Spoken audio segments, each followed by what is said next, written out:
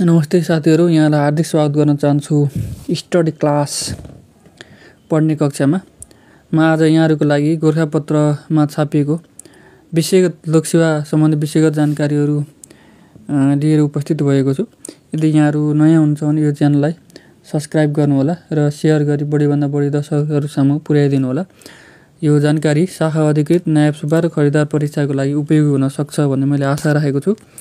प्रश्न नम्बर 1 मा रहेको छ, निर्णय निर्माण प्रक्रियाका चरणहरू उल्लेख गर्दै नेपालको सार्वजनिक प्रशासनमा निर्णय निर्माण प्रक्रियामा निर्णयकर्ताले भोग्नु परेका समस्याहरू उल्लेख गर्नुहोस् भन्ने कुरो रहेको छ।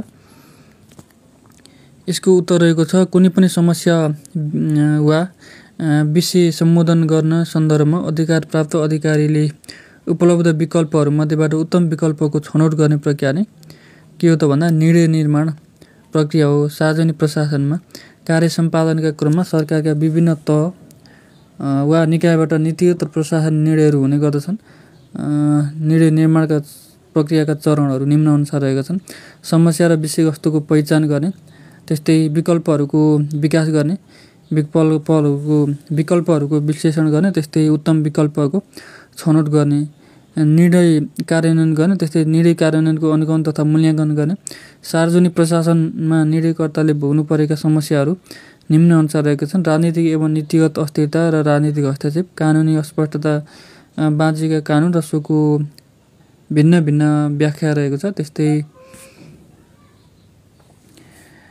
तथ्यमा आधारित निर्णयका लागि विश्वसनीय अध्यावधिक तथा तथ्याङ्कको अभाव, भरपर्दो अभिलेख तथा संस्थागत सम्झनाको अभाव, त्यस्तै सीमित अध्ययन तथा अनुसन्धान, निर्णय प्रक्रियामा सरकारवालाको न्यून सहभागिता, विकल्पहरूको विकास र समय र स्रोत साधनको अभाव, त्यस्तै निर्णयकर्ताका पर्याप्त ज्ञान सिप दक्षताको कमी, लामो निर्णय प्रक्रिया, दबावपूर्ण कार्य वातावरण र नैतिकता दुविधाको सामना, त्यस्तै निर्णयकर्ता विवेकसम्मत हुनुभन्दा बढी भावनात्मक हुने जोखिम रहेको छ।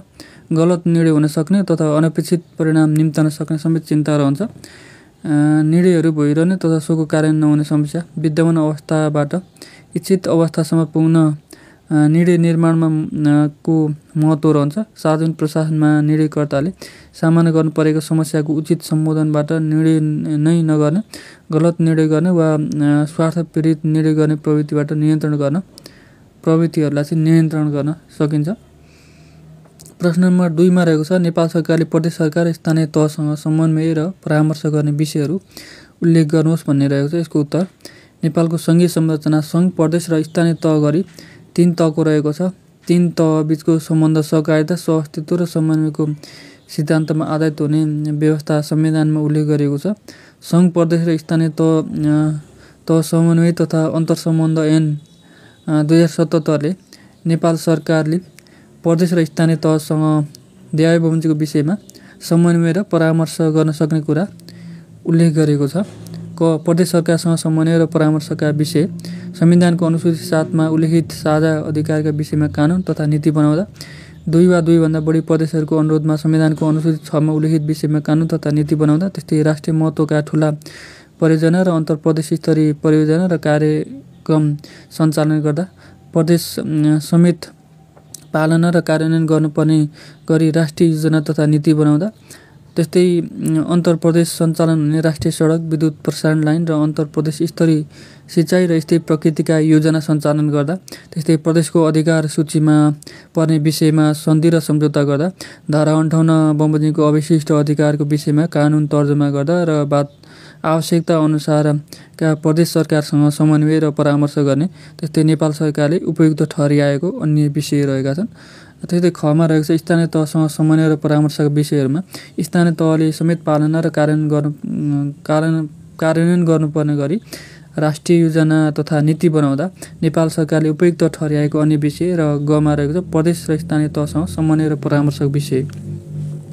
संविधानको अनुसूची 9 मा उल्लेखित विषयमा कानुन तथा नीति बनाउँदा, राजस्व बाँडफाँड तथा नयाँ कर प्रणाली लागू गर्ने क्रममा सोको नीतिगत विषयमा, त्यस्तै प्राकृतिक स्रोत तथा त्यसको लाभको बाँडफाँड गर्दा, प्रश्न नम्बर 3 मा रहेको छ सङ्गठनात्मक द्वन्द्व भनेको नेपालमा सरकारी सङ्गठनमा द्वन्द्वका कारण र प्रभावबारे चर्चा गर्दै सङ्गठनात्मक द्वन्द्व व्यवस्थापनको उपाय प्रस्तुत गर्नुहोस् भन्ने रहेछ। यसको उत्तर रहेको छ सङ्गठनका सदस्य वा समूहहरूको सोच, लक्ष्य, प्राथमिकता र व्यवहारहरू परस्पर प्रतिस्पर्धी हुँदा देखा पर्ने बेमेल र असमञ्जस्यताको अवस्था नै सङ्गठनात्मक द्वन्द्व हो। सङ्गठनमा आबद्ध सदस्यहरू सङ्गठनको साझा उद्देश्यका लागि काम गर्नुपर्ने भए पनि सङ्गठनको प्राथमिकता, उद्देश्य र मूल्य मान्यता तथा व्यक्तिको प्राथमिकता, उद्देश्य र मूल्य मान्यता बीच तादम्यता नहुन पनि सक्दछ। सङ्गठनभित्रका भिन्न भिन्न समूहमा आबद्ध सदस्यहरू बीच पनि यस प्रकारको बेमेलको अवस्था देखा पर्न सक्दछ। उदाहरणको लागि नेपाल सरकारको कुनै मन्त्रालय अन्तर्गत विभिन्न विभाग, कार्यालय, निकायहरू हुन सक्दछन्। मन्त्रालयभित्रका महाशाखाबीच द्वन्द्वको अवस्था रहन सक्दछ। महाशाखा र विभागहरूबीच पनि द्वन्द्व हुन सक्दछ। त्यस्तै विभाग र कार्यालयबीच र त्यसभित्र पनि व्यक्तिबीच, समूहबीचको अवस्था आउन सक्दछ। सङ्गठनात्मक द्वन्द्वबाट सिर्जना नकारात्मक असरहरू न्यूनीकरण गरेर सकारात्मक प्रभावको बढोत्तरी गर्न द्वन्द्व व्यवस्थापन गर्ने गरिन्छ। द्वन्द्व व्यवस्थापनका विभिन्न शैली र उपायहरू रहेका छन्।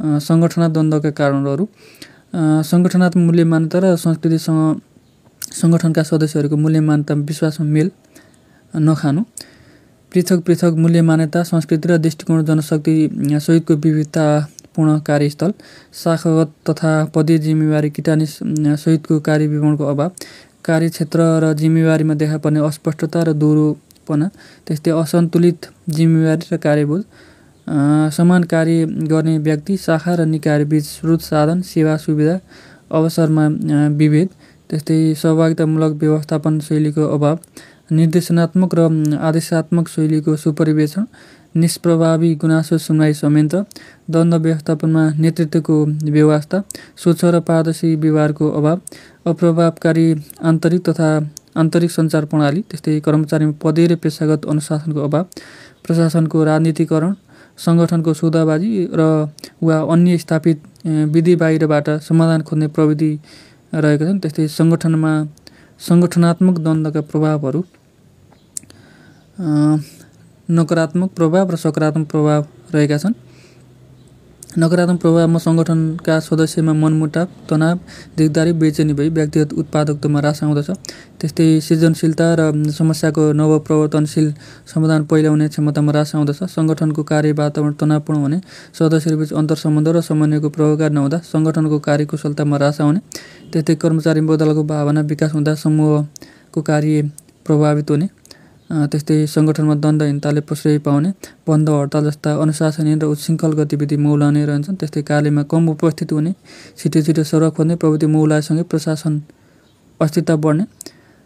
अर्को रहेको छ खमा रहेको छ सकारात्मक प्रभाव, नवीन अवधारणा र विधिको विकास हुने, समस्या समाधानका लागि फरक दृष्टिकोण विकल्पहरू निर्माण हुने, नीतिगत तथा कानुनी सुधारका लागि अवसर प्राप्त हुने, यथास्थिति उप प्रहार भई सङ्गठनात्मक विकासमा मद्दत पुग्ने, समझदारीमा समस्याको समाधान खोज्न प्रेरित गर्ने, प्रतिस्पर्धा प्रवर्धन भई उत्पादकतामा वृद्धि हुन सक्ने, सङ्गठनात्मक संस्कृति विनिर्माणमा सहयोगी बन्ने, स्रोत साधन र अवसरको बाँडफाँड गर्न स्पष्ट मापदण्ड तयार गरी लागू गर्ने, सङ्गठनको सोच, लक्ष्य, उद्देश्य, प्राथमिकता, मूल्य मान्यताहरू घोषणा गरी सदस्यहरूमाझ प्रभावकारी सञ्चार गर्ने, सङ्गठनभित्र निकायगत, शाखागत र व्यक्तिगत जिम्मेवारी देखा पर्ने र दोहोरोपना, अस्पष्टता हटाउन स्पष्ट कार्य विवरण बनाई लागू गर्ने, त्यस्तै सहभागितामूलक व्यवस्थापन शैलीको अवलम्बन गर्ने, नेतृत्व र व्यवस्थापनमा द्वन्द्व व्यवस्थापनका सिपहरू विकास गर्न तालिम प्रदान गर्ने, नियमित रूपमा कर्मचारी बैठक बसी गुनासोहरूको खुला छलफल गरी समयमा सम्बोधन गर्ने, त्यस्तै समस्या समाधानमा सहयोगी बन्ने र सहजीकरण तथा सुपरिवेक्षकीय भूमिका प्रदर्शन गर्ने, कर्मचारीको फरक क्षमता र प्रतिभा पहिचान गर्न नवीन कार्यहरू सञ्चालन गर्ने, प्रशासनमा राजनीतिक हस्तक्षेप बन्द गर्ने, कर्मचारी ट्रेड युनियनका गतिविधिहरूलाई सङ्गठनको लक्ष्य हासिल गर्नमा सहयोगी हुने गरी सञ्चालन गर्ने। अन्त्यमा सङ्गठनात्मक द्वन्द्वको प्रभावकारी व्यवस्थापन गर्न आफ्नो सङ्गठनभित्र के कति कारणले द्वन्द्व सिर्जना भएको छ भने द्वन्द्वका कारणहरू पहिचान गर्नुपर्दछ। आपसी छलफल, सहकार्य, पारस्परिक सहयोग, समन्वय र प्रभावकारी सञ्चारबाट द्वन्द्वका कारणको सृजनात्मक सम्बोधन गरी सङ्गठनभित्रको द्वन्द्व व्यवस्थापन गर्न सकिन्छ। प्रश्न नम्बर 4 मा रहेको छ 3 तहका सरकार बीचको समन्वयका लागि गठन हुने विषयगत समितिहरू संरचनाको काम कर्तव्य अधिकार उल्लेख गर्नुहोस् भनिएको छ। सङ्घ र प्रदेशका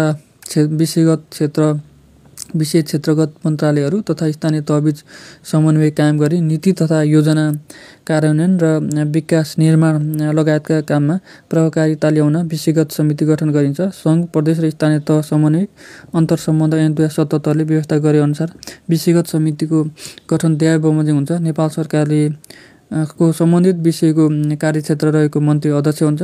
प्रदेश सरकारका सम्बन्धित विषयको कार्यक्षेत्र रहेको मन्त्री सदस्य, अध्यक्षले तोकेको स्थानीय तहको एकजना प्रमुख वा अध्यक्ष सदस्य हुन्छ।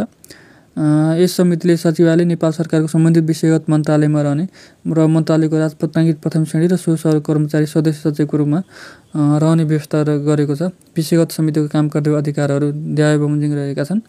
आफ्नो विषयसँग सम्बन्धित क्षेत्रको योजना, नीति तथा कानुनको तर्जुमा गर्दा प्रदेश तथा स्थानीय तहसँग परामर्श गर्ने, क्षेत्रगत योजना, नीति तथा कार्यक्रममा एकरूपता, निरन्तरता एवं गुणस्तरता कायम गर्न तथा कानुन, योजना, नीति तथा रणनीतिहरूको कार्यान्वयन प्रभावकारिता ल्याउन आवश्यक समन्वय गर्ने, आफ्नो विषयसँग सम्बन्धित क्षेत्रको राष्ट्रिय नीति तर्जुमाका लागि राष्ट्रिय समन्वय परिषदलाई सुझाव दिने, राष्ट्रिय समन्वय परिषदको निर्णय एवं निर्देशन कार्यान्वयन गर्ने गराउने, राष्ट्रिय समन्वय परिषदले तोकेका कार्यहरू गर्ने रहेका छन्। त्यस्तै प्रश्न नम्बर 5 मा रहेको छ नीति कार्यान्वयन भनेको के हो? सार्वजनिक नीतिको प्रभावकारी कार्यान्वयनका लागि के कस्ता उपायहरू अपनाउनु पर्ला उल्लेख गर्नुहोस् भनेको छ। सरकारले नीतिगत घोषणाहरू व्यवहारमा लागू गराउने कार्यलाई नीति कार्यान्वयन भनिन्छ। सरकारका नीतिगत प्राथमिकता र पहल कदमीको कार्यान्वयनबाट नै नीतिको उद्देश्य हासिल हुने भएकोले नीति चक्रको महत्त्वपूर्ण चरणको रूपमा नीति कार्यान्वयन रहेको छ। नीति तर्जुमाको चरणमा नै नीति कार्यान्वयनसँग सम्बन्धित विविध पक्षहरूको विश्लेषण गरी नीति दस्तावेजको समावेश गरिन्छ। सार्वजनिक नीतिले दिएका उद्देश्यहरू हासिल भएमा मात्र नीतिको प्रभावकारिता पुष्टि हुन्छ। त्यसैले सार्वजनिक नीतिको प्रभावकारिताका लागि नीतिको प्रभावकारी कार्यान्वयन आवश्यक हुन्छ। सार्वजनिक नीतिको प्रभावकारी कार्यान्वयनका उपायहरूमा नीतिको सोच, लक्ष्य, उद्देश्य, नीति र रणनीतिबीच तार्किक सम्बन्ध स्थापित हुने गरी नीति तर्जुमा गर्ने, नीतिका उद्देश्यहरू स्पष्ट र मापन योग्य हुने गरी निर्धारण गर्ने, नीतिको प्रगति मापनका लागि उद्देश्य अनुरूपका मापन योग्य गन्तव्य र सूचकहरू तयार गर्ने, सरकारवालाहरूबीच नीतिको प्रभावकारी रूपमा सञ्चार तथा प्रचार प्रसार गर्ने, नीति कार्यान्वयनमा सरकारवालाको अर्थपूर्ण सहभागिता सुनिश्चित गरी सुझाव तथा पृष्ठपोषण लिने, नीतिको प्राथमिकता र उद्देश्य अनुरूप स्रोत साधनको प्रवर्धन गर्ने जस्ता रहेका छन्। त्यस्तै नीतिको कार्यान्वयन अग्रपन्थीमा रहने निकाय र जनशक्तिको क्षमता विकाससहित पर्याप्त अधिकार स्रोत साधन उपलब्ध गराउने, नीति कार्यान्वयनमा पारदर्शिता, जवाबदेहिता कायम गरी कार्यान्वयनलाई नतिजामुखी जिम्मेवार बनाउने, त्यस्तै निकायगत समन्वय तथा सूचना आदान प्रदानका लागि आवश्यक संयन्त्र निर्माण गर्ने, त्यस्तै नीतिगत नतिजा प्राप्तका लागि परिस्थिति अनुकूल कार्यनीतिहरू परिवर्तन, परिमार्जन खुल्ला तथा लचिलो बन्ने, कार्यान्वयनमा सम्बन्ध जोखिम पक्षहरू पहिचान गरी जोखिम सम्बोधनहरूको उपायको खोजी गर्ने रहेको छ। त्यस्तै नीति कार्यान्वयनका चरणका सिकाइलाई दस्तावेजीकरण गर्ने, संस्थागत सम्झनाका रूपमा सुरक्षित गरी उपयोग गर्ने र निरन्तरता सिकाइसँगै कार्यान्वयन पक्षमा आवश्यक सुधार गर्ने रहेको छ। त्यस्तै सरकारी निकाय वा विभागहरूबीच सूचना आदान प्रदान, ज्ञान विस्तार तथा असल अभ्यासको आदान प्रदानमा जोड दिने, अन्त्यमा नीति कार्यान्वयनबाट नै सरकारका नीतिगत प्राथमिकता, पहल कदमी नागरिकले अनुभूत गर्ने नतिजाका रूपान्तरण हुने हो र सरकारवालाहरूको सहभागिता, सहयोग र स्रोत साधनको उचित प्रबन्ध, प्रभावकारी सञ्चार तथा व्यवस्थापकीय कुशलताबाट नै नीति कार्यान्वयनले अपेक्षाकृत गति लिन सक्दछ भनिएको छ। यसै गोरखापत्र बुधबार छापिएको विशेष लोकसेवा सम्बन्धी विषयगत विशेष जानकारी अर्जुन शर्माले लेख्नुभएको। धन्यवाद यहाँले भिडियो अन्तिमसम्म हेरिदिनु भएकोमा।